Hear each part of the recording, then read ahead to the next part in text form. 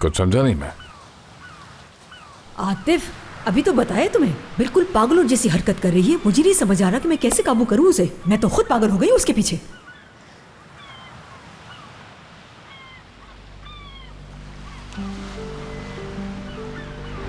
जुनैद के साथ खड़ी हुई क्या कर रही थी तुम? अम्मी, आप सबसे दूर रहे, आई समझ। इधर मैं इधर देखो।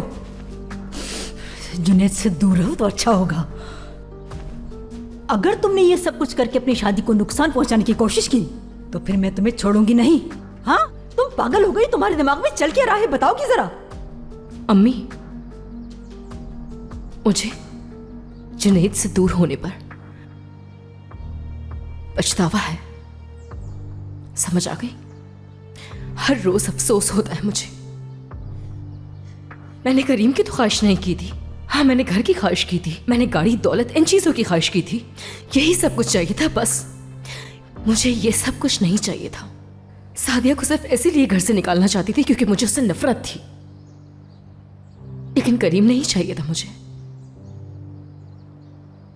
मजीद सुनना चाहेंगी? मुझे कोई दुख नहीं होगा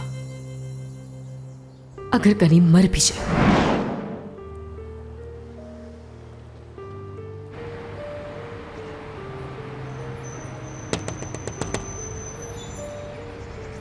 जिम, मेरा दिल फटने वाला है।